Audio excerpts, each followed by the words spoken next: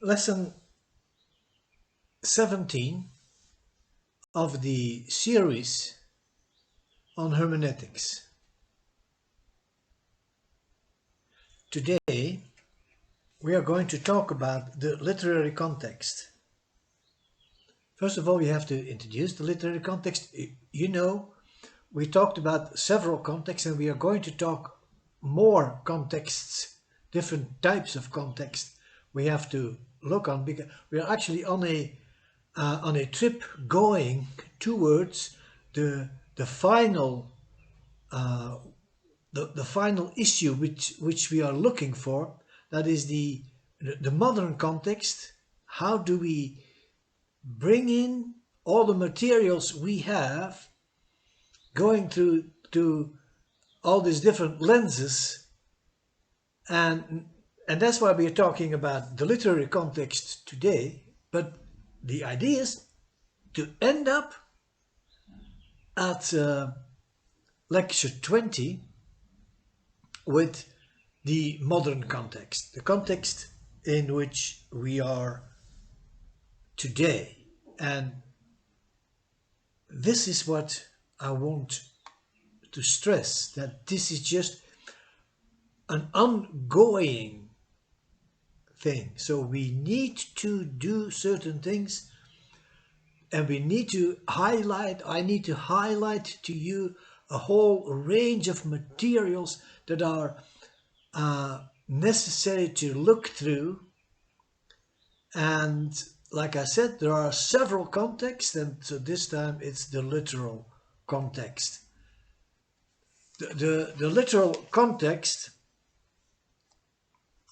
is, well, it actually says the literary context. That's what we should be saying. So we are looking at the literary context.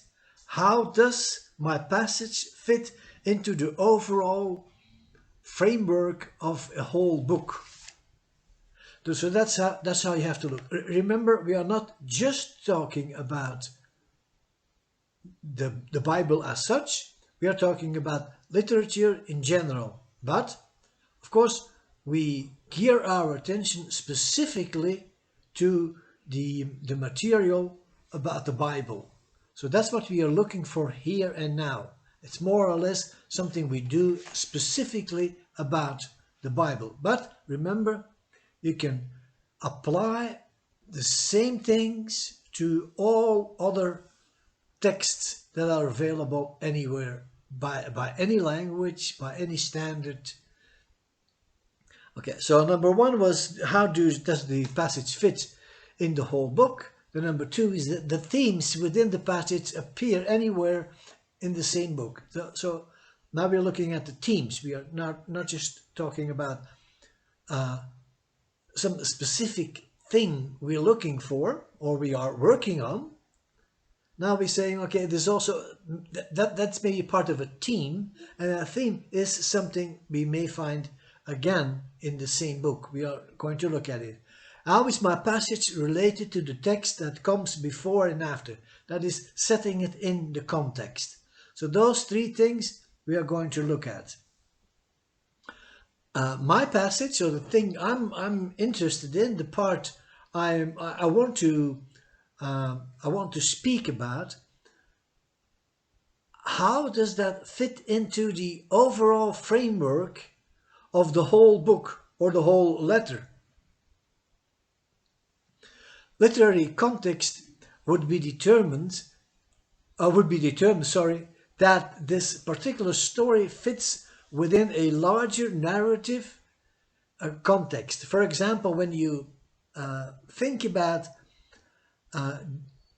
a specific passage, and let's take Genesis chapter 40, the verses 1 to 23 into consideration. So let's look at it. The general context is not the verses we are talking about. That's the passage we are speaking of. We have to look for what is happening in the whole of of the idea. The passage we are talking about is only part of it. We are talking about the time of Joseph. Remember, he was son of Jacob, and he was sold into slavery by his brothers. And in that specific time era, he was bought by a captain of the guards, and then he was put in charge of everything in the house. So that's what we have. Okay, so Joseph, although he was in Egypt, is now leading a local house. Of course, the real boss is the captain of the guard, but he is in charge. The wife looks at him and said, I would like to have sex with you. And he refuses. Eventually, after quite a long time, eventually she set it up, and he is convicted by his boss that he is having an improper affair with his wife, and so he is being jailed. So he's put into jail. There he meets some people who have both have a story.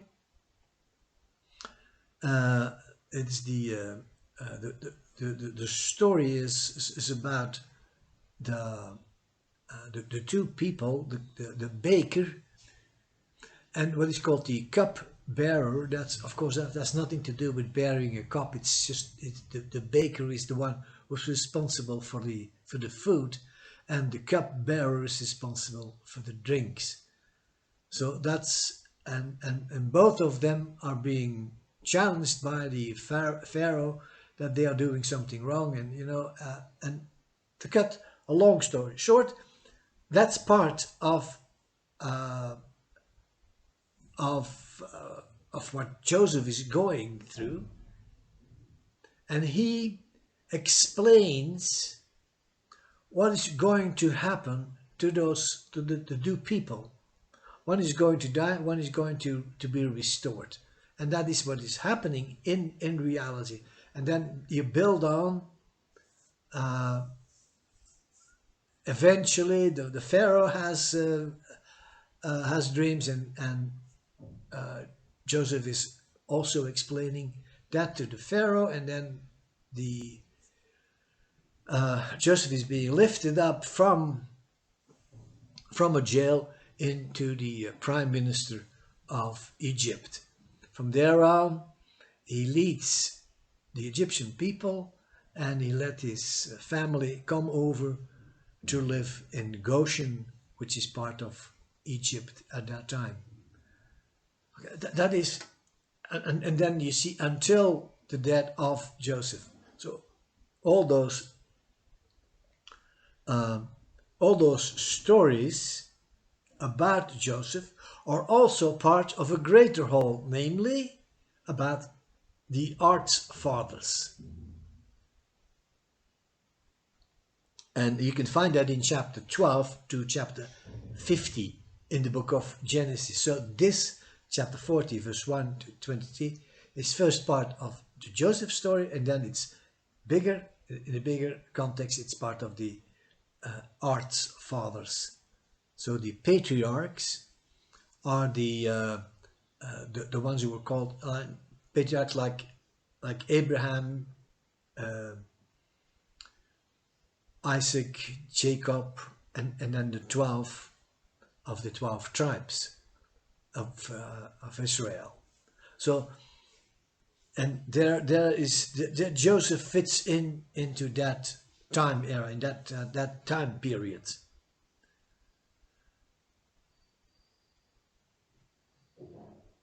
You may think that's it, but no. It fits in the Old Testament, like we said, but it also fits into the New Testament, because the New Testament is also referring to this particular thing that happened to Joseph, and specifically about seeing visions or having dreams. So that is being reported later on in the New Testament, when the New Testament itself speaks about visions and dreams. In the New Testament, you also find material speaking about the domestic work or functions of the Jews in earlier times. You can find that in Colossians 3, the verses 18 to 21. It provides a moral exhortation connected to the Christian domestic life. It provides instructions for wives, husbands, and fathers. So you see, both in the Old Testament and in the New Testament, we find that type of material we are looking for, namely the literary context. So we looked at Joseph. We saw that he was in a specific area, and in a specific era, that's a time, and he fits into a larger program or a larger context and an even larger context. And of course, the whole of the larger context together, that is the Bible. And in the New Testament, we find similarity to that, in the sense that we find also things about the dreams and about the seeing visions. But you also have the literary context in the book of Colossians. That's what I'm telling you. So that this is about domestic life. We need to know, otherwise we will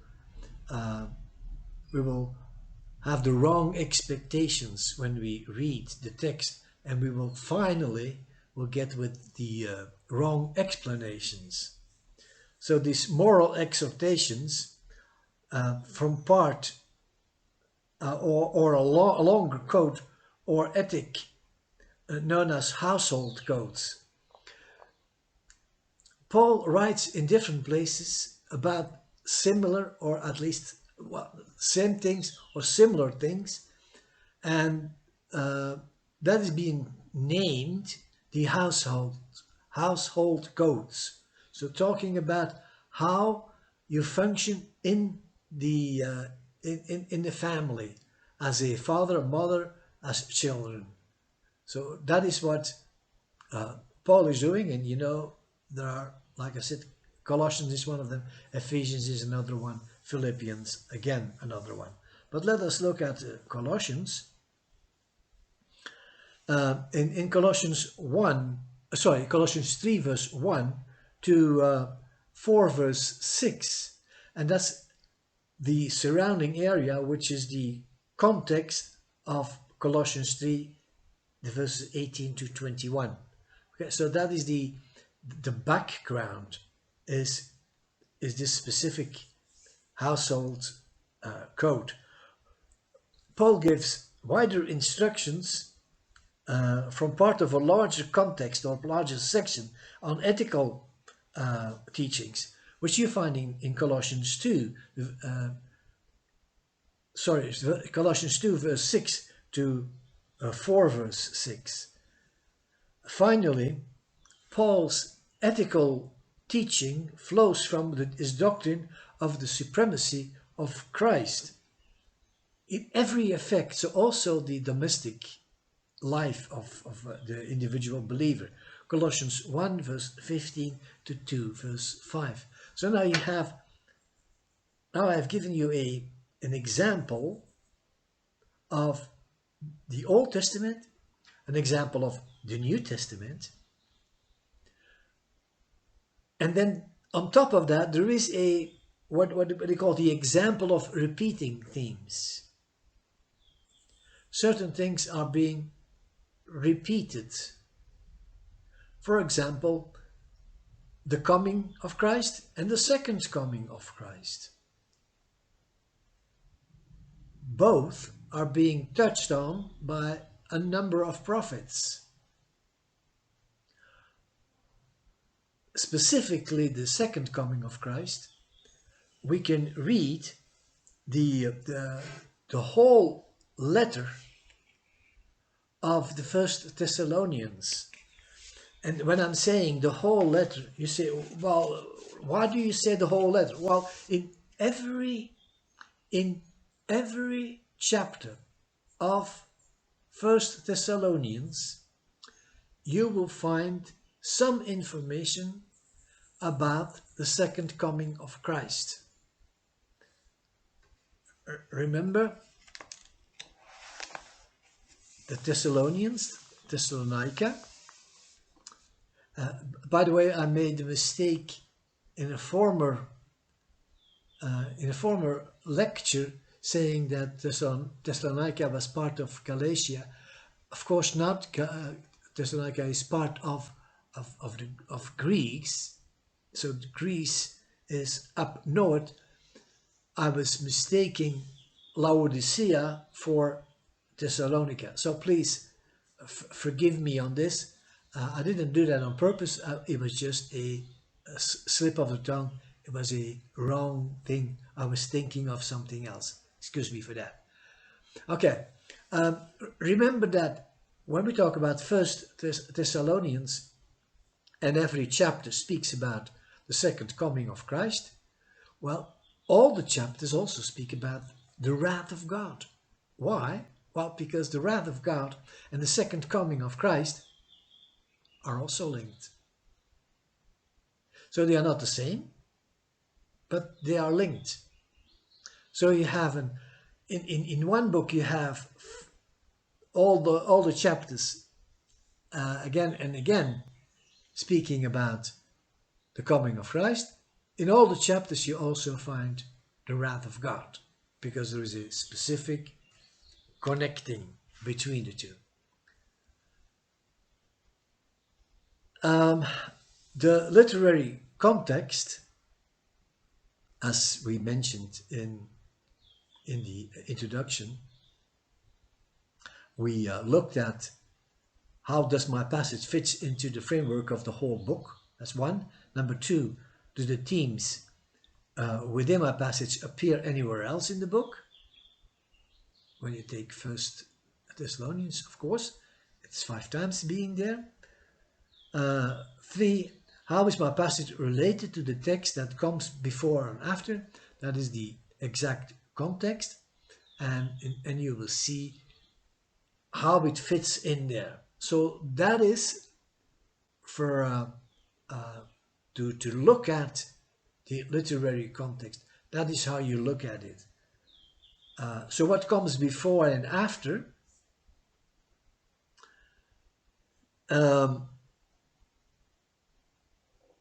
In any part of a literary context study, we are trying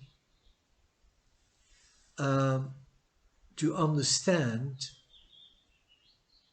the text on its own merits. We do not go deep into word study, which we will talk about later,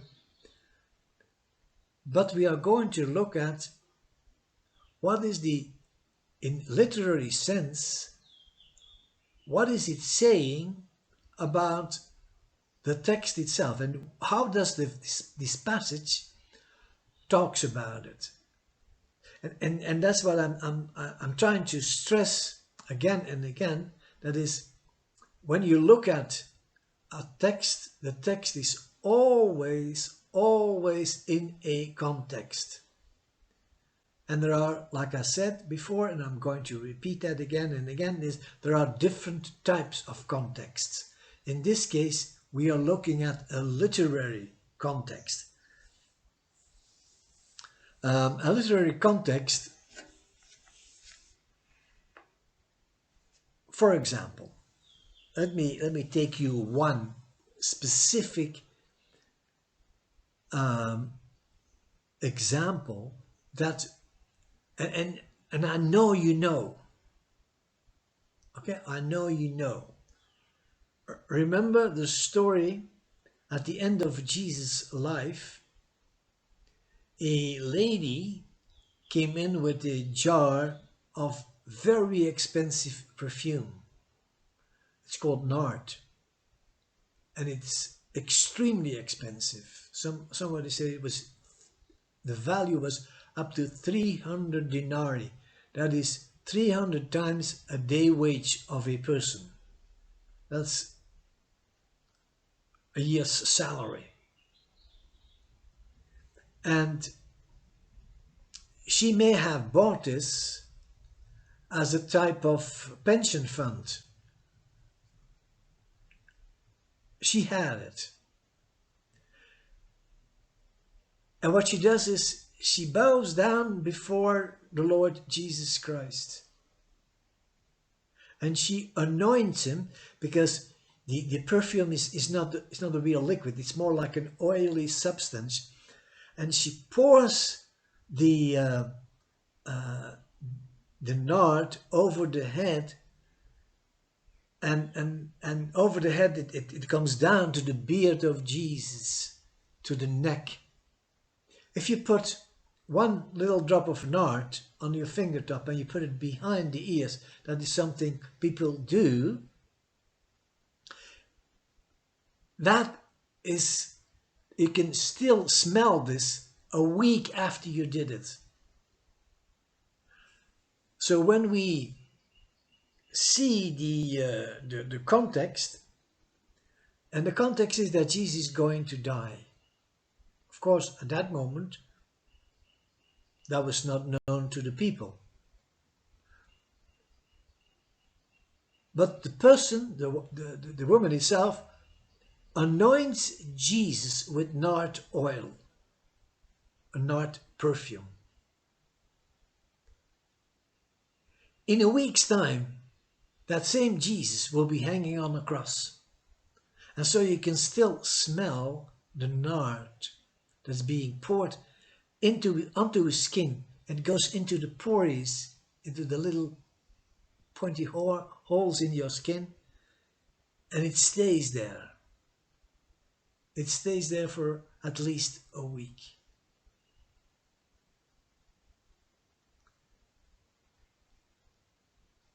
When you think about the text that speaks about that we should be a nice smelling perfume for the Lord God, that's what this is all about. Jesus set the example. And you know, people around Jesus say, "Oh, why do you use that very expensive perfume?" And then Jesus said, "Well, she's preparing my body for burial." So they should have understood that Jesus was going to die. But their mind was blocked. They only saw, we could use this money to feed ourselves and to feed the poor and to do good works and so on. The good work that had to be done was the preparing of the body of the Christ for funeral. But they did not, the people around, even his disciples, did not understand that specific thing. So it's a small jar, and it has a big role. And even today, we are still speaking about it.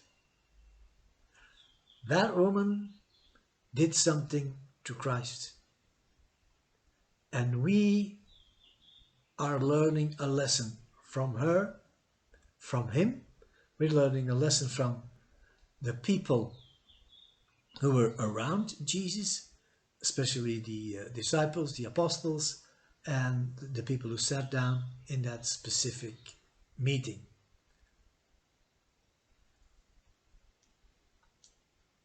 But when you look at it whole, at the whole of the story, and you look at the verses before and the verses after, you see that this story, this wonderful, positive story, is sandwiched before two portraits of that. The betrayal, the treachery, and it stands the glaring contrast of the woman who gave her up her nearly her whole, her retirement fund to Jesus by pouring out the oil on his head. So you see, negative, positive, negative. That's how Mark is explaining what is happening. And that is how you and me should be looking at what is called the literary context of a story. Like I said, there is always a context. Let me say it this way, there's always also a literary context. Because it always fits in the story of a book, in the story of a letter, in the story of what the writer is trying to convey to me and you. So that is done on purpose. God is using this ability of the writer to bring in a part of the story that otherwise would be lost if it was just said in 2-3 sentences. So that is what I'm trying to convey to you as a message. God is in charge. God is in control. And he wants me not only to understand that he is in control, but how he is in control. Look at it. Look for the literary context. Look for what is being doing.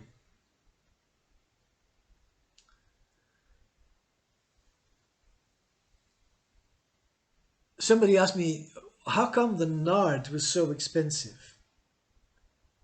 Well, nard is not an indigenous product of Israel. Nard comes from the northern India or in the Nepali area, which is in the Himalayas.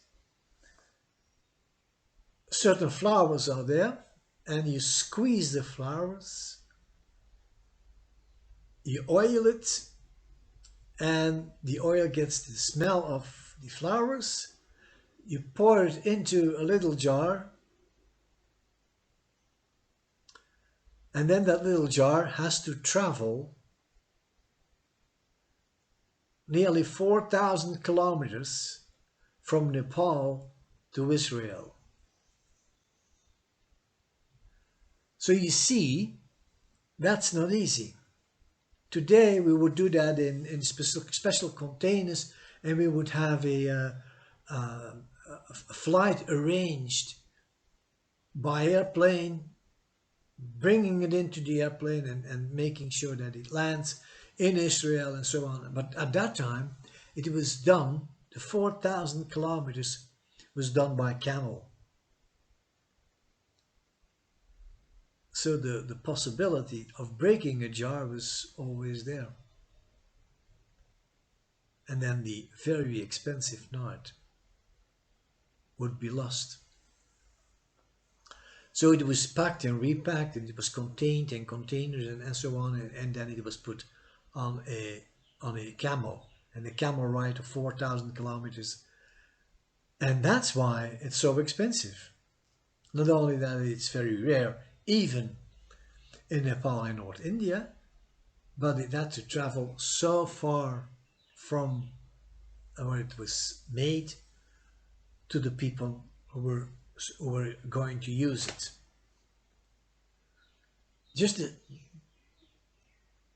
Just those little things can make your sermon and your explanation very interesting. Because you know, but now the people need to know. So you need to tell it in the context of it all, okay? And that is the setting of there and then. Why did she buy this material? How could she afford to do so? Because 300 denarii was a fortune.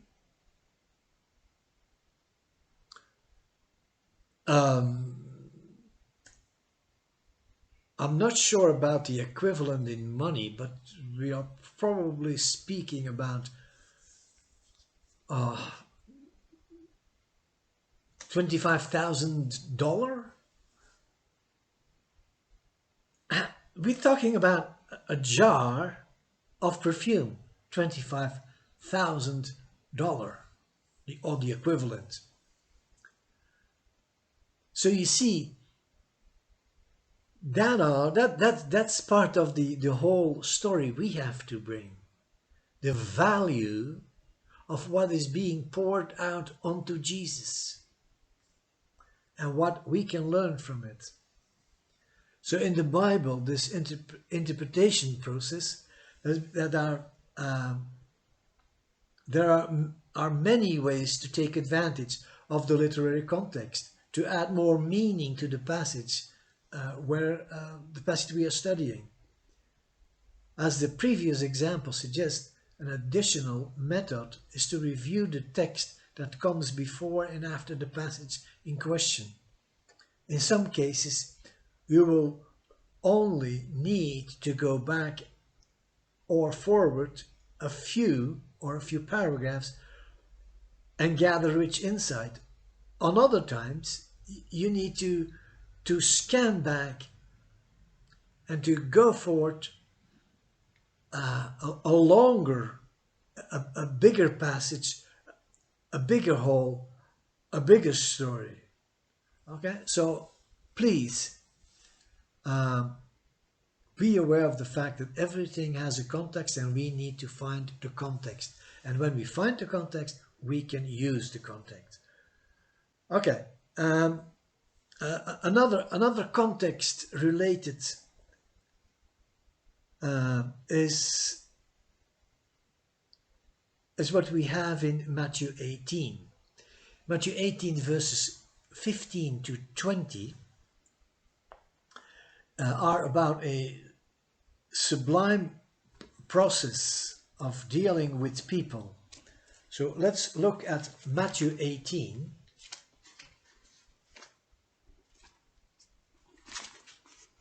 Matthew 18. And let's read the verses 15 to 20. Excuse me for the way I look now, but okay, here we are. Matthew 18, 15 to 20. And if your brother sin, go and reprove him in private. If he listens to you, you have won your brother. But if he does not listen to you, take one or two more with you, brothers, so that by the mouth of 2 or 3 witnesses every fact may be confirmed. And if he refuses to listen to them, tell it to the church. And if he refuses to listen even to the church, let him be to you as a Gentile and as a tax gatherer. Truly I say to you, whatever you shall bind on earth shall be bound in heaven, and whatever you loose on earth shall be loosed in heaven.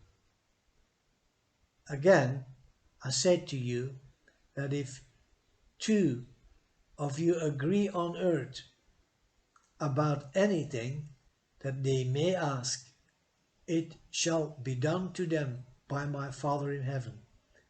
For where 2 or 3 have gathered together in my name, there am I in their midst. The last text, we use that so many times.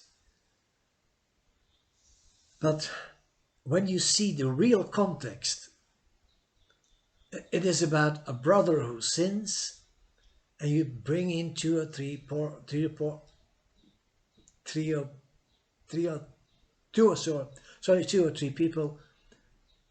to that brother to set them back on the right track.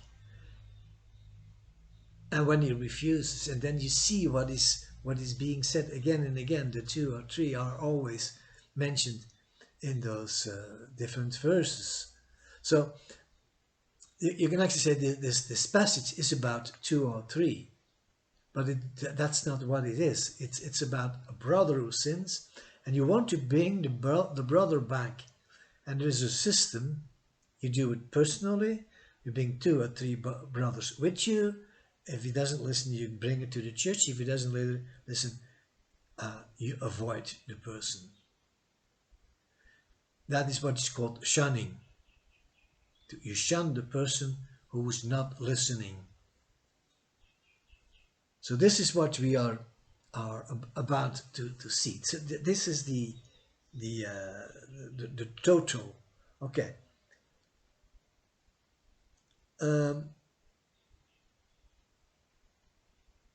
So the text we try to handles first in a private matter. If that is unsuccessful, we increase the numbers of trusted people.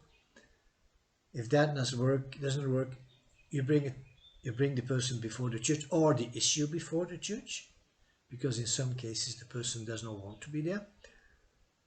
And then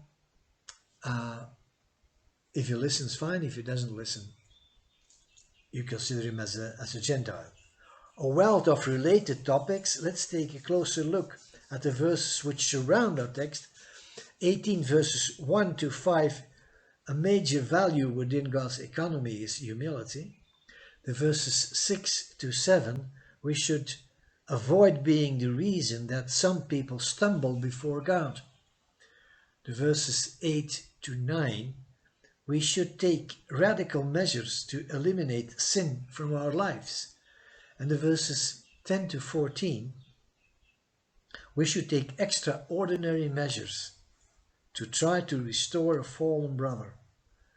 The verses 21 to 35, we should be extremely generous in our forgiveness, just as God is forgiving towards us.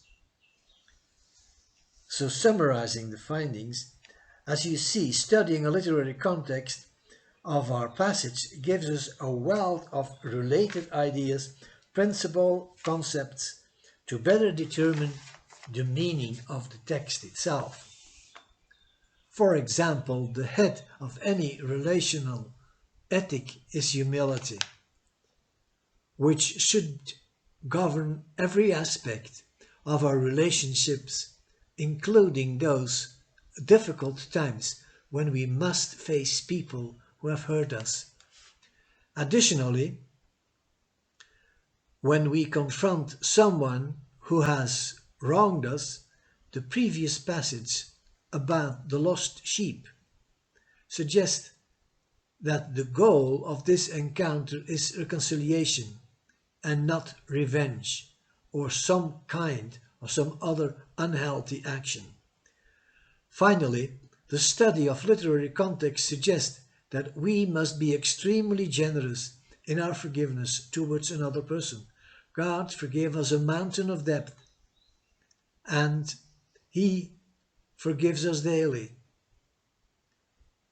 We would do well to reflect on this type of mercy before we deny the type of forgiveness for someone else.